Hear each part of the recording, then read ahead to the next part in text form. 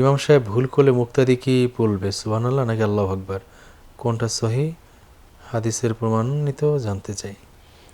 ইমাম সাহেব যদি ভুল করেন তাহলে এই মুসল্লি কি বলবেন, এক্ষেত্রে সহিহ বুখারীর হাদিস হচ্ছে যে রাসূলুল্লাহ সাল্লাল্লাহু আলাইহি সাল্লাম বলছেন যে এরকম যদি ভুল করে তাহলে মুসল্লিরা, তখন রাসূলুল্লাহ সাল্লাল্লাহু আলাইহি ওয়াসাল্লামের সাহাবীরা হাততালি দিচ্ছিলেন। আল্লাহ রাসূল সাল্লাল্লাহু আলাইহি ওয়াসাল্লাম তখন নামাজ শেষ করে বলছে এরকম যদি কোনো কিছু ঘটে তাহলে তোমরা তাসবিহ বলবে, অর্থাৎ সুবহানাল্লাহ বলবে, আর মহিলারা হাততালি দিবে।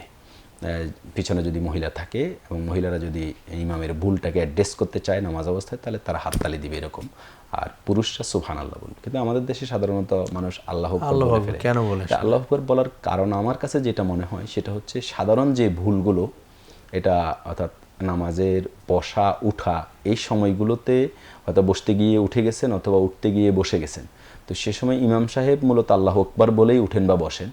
তো সেটা বলতে গিয়ে ভুল করার কারণে মুসল্লি তো নিজেও আল্লাহ আকবার বলে উঠতেছিলেন বা বসতেছিলেন, তো সেটা শুধু জোরে বলে আল্লাহ আকবার বলে, তার মানে ইমামকে রিমাইন্ডার দেয় এতটুকু, কিন্তু মুসল্লির বলা উচিত সুবহানাল্লাহ।